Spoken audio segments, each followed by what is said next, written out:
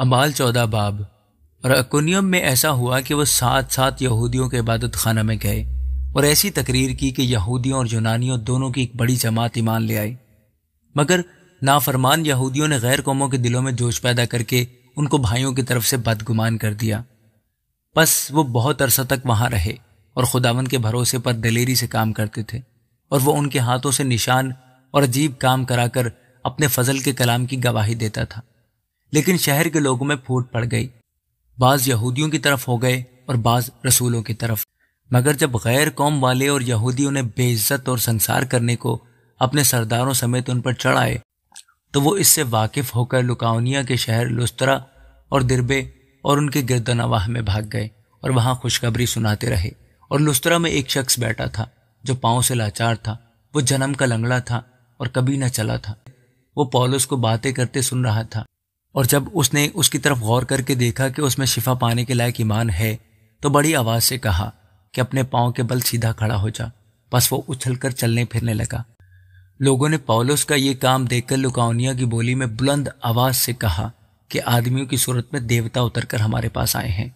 اور انہوں نے برناباس کو زیوس کہا اور پولس کو ہرمیس، اس لیے کہ یہ کلام کرنے میں سبقت رکھتا تھا، اور زیوس کے اس مندر کا پجاری جو ان کے شہر کے سامنے تھا بیل اور پھولوں کے ہار پھاٹک پر لا کر لوگوں کے ساتھ قربانی کرنا چاہتا تھا۔ جب برناباس اور پولس رسولوں نے یہ سنا تو اپنے کپڑے پھاڑ کر لوگوں میں جا کودے اور پکار کر کہنے لگے کہ لوگو، تم یہ کیا کرتے ہو؟ ہم بھی تمہارے ہم طبیعت انسان ہیں اور تمہیں خوشخبری سناتے ہیں تاکہ ان باطل چیزوں سے کنارہ کر کے اس زندہ خدا کی طرف پھرو جس نے آسمان اور زمین اور سمندر اور جو کچھ ان میں ہے پیدا کیا۔ اس نے اگلے زمانہ میں سب قوموں کو اپنی اپنی راہ چلنے دیا،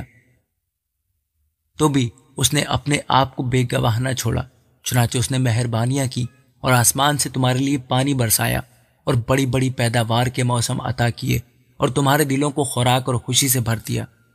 یہ باتیں کہہ کر بھی لوگوں کو مشکل سے روکا کہ ان کے لیے قربانی نہ کریں۔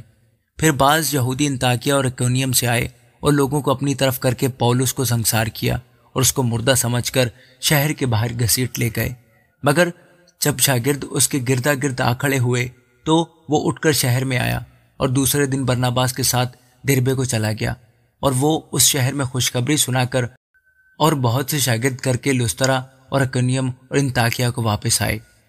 اور شاگردوں کے دلوں کو مضبوط کرتے اور یہ نصیحت دیتے تھے کہ ایمان پر قائم رہو، اور کہتے تھے ضرور ہے کہ ہم بہت مصیبتیں سہ کر خدا کی بادشاہی میں داخل ہوں۔ اور انہوں نے ہر ایک کلیسیا میں ان کے لیے بزرگوں کو مقرر کیا اور روزہ سے دعا کر کے انہیں خداوند کے سپرد کیا جس پر وہ ایمان لائے تھے، اور پسدیا میں سے ہوتے ہوئے پمفیلیا میں پہنچے اور پرگا میں کلام سنا کر اتلیہ کو گئے، اور وہاں سے جہاز پر اس انطاکیہ میں آئے جہاں اس کام کے لیے جو انہوں نے اب پورا کیا خدا کے فضل کے سپرد کیے گئے۔ وہاں پہنچ کر انہوں نے کلیسیا کو جمع کیا اور ان کے سامنے بیان کیا کہ خدا نے ہماری معرفت کیا کچھ کیا، اور یہ کہ اس نے غیر قوموں کے لیے ایمان کا دروازہ کھول دیا، اور وہ شاگردوں کے پاس مدت تک رہے۔ آمین۔ اعمال 15 باب۔ پھر بعض لوگ یہودیہ سے آ کر بھائیوں کو تعلیم دینے لگے کہ اگر موسیٰ کی رسم کے موافق تمہارا ختنہ نہ ہو تو تم نجات نہیں پا سکتے۔ جب پولس اور برناباس کی ان سے بہت تکرار اور بحث ہوئی تو کلیسیا نے یہ ٹھہرایا کہ پولس اور برناباس اور ان میں سے چند اور شخص اس مسئلہ کے لیے رسولوں اور بزرگوں کے پاس یروشلم جائیں۔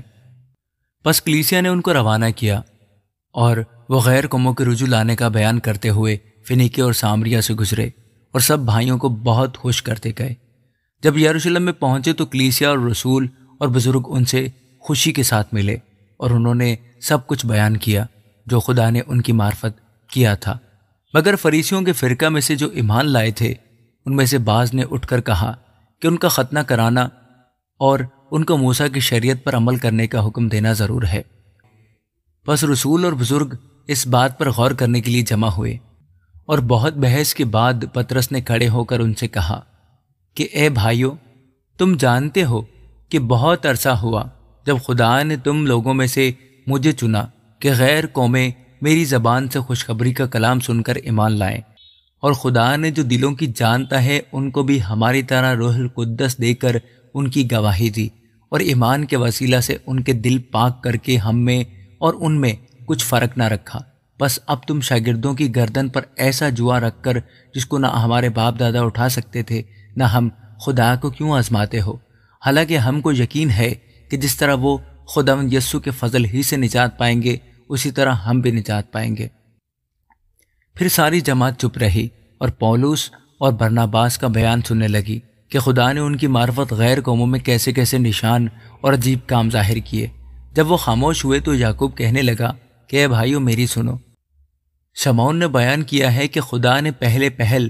غیر قوموں پر کس طرح توجہ کی تاکہ ان میں سے اپنے نام کی ایک امت بنا لے، اور نبیوں کی باتیں بھی اس کے مطابق ہیں۔ چنانچہ لکھا ہے کہ ان باتوں کے بعد میں پھر آ کر داؤد کے گرے ہوئے خیمہ کو اٹھاؤں گا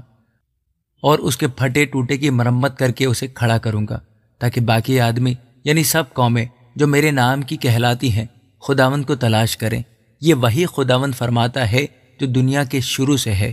ان باتوں کی خبر دیتا آیا ہے۔ بس میرا فیصلہ یہ ہے کہ جو غیر قوموں میں سے خدا کی طرف رجوع ہوتے ہیں ہم ان کو تکلیف نہ دیں، مگر ان کو لکھ بھیجیں کہ بتوں کی مکروہات اور حرام کاری اور گلا گھونٹے ہوئے جانوروں اور لہو سے پرہیز کریں، کیونکہ قدیم زمانہ سے ہر شہر میں موسیٰ کی توریت کی منادی کرنے والے ہوتے چلے آئے ہیں، اور وہ ہر سبت کو عبادت خانوں میں سنائی جاتی ہے۔